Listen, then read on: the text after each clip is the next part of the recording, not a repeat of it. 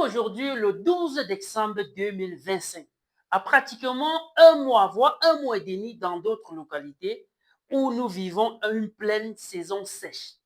Il faut rappeler ici que la saison sèche se caractérise par une élévation de température. Cela crée un changement physionomique dans notre organisme. Il faut rappeler également que c'est en saison sèche que nous faisons face à beaucoup de microbes qui entraînent beaucoup de maladies. Alors, je vais vous rassurer que si vous regardez des statistiques dans le monde en termes de santé, c'est en cette période qu'on rencontre beaucoup de décès, justement parce que c'est en ce moment que les microbes se multiplient en une vitesse exponentielle et faiblissent le système immunitaire des hommes et qui entraînent forcément la mort de certains parmi eux. Alors, dans ces mutapécoles, je vais vous donner deux astuces pour vous permettre de sortir la tête haute pendant cette période de transition qui est souvent difficile à le traverser. La première des choses, je vous conseille de consommer des fruits et légumes chaque jour. Cela aura pour but de renforcer ou du moins de vitaliser votre organisme.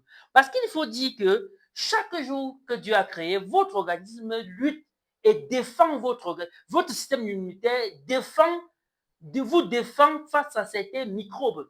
Et en cette période, il y en a plusieurs microbes qui sont morts. Donc, en vitalisant votre organisme, vous la donnez alors la force de pouvoir combattre le surplus d'ennemis qui vient s'augmenter sur des ennemis existants déjà dans l'organisme. Donc, il faut consommer fruits et légumes régulièrement. Cela va nettement vitaliser votre organisme et vous allez vous rendre compte que l'organisme va faire son job.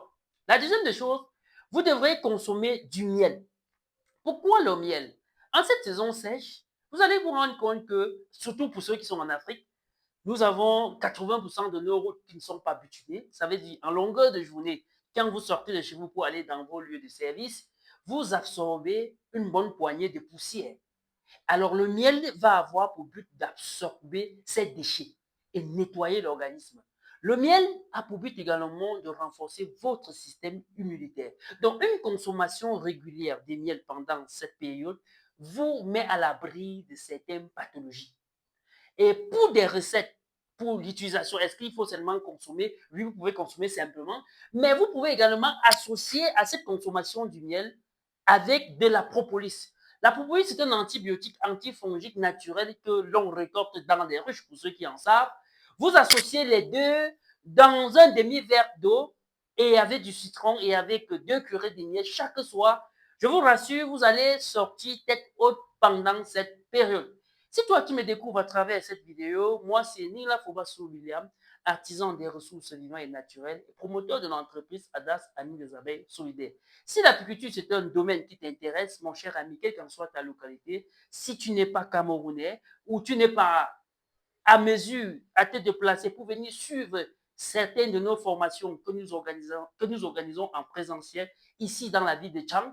Alors, nous avons pensé à cela en mettant sur pied une formation en ligne. Si tu es intéressé, tu n'as qu'à nous écrire en commentaire et nous allons te donner des modalités pour bénéficier de cette formation qui est en ligne, disponible à tout le monde, quel qu'en soit votre pays. Et on se dit à bientôt.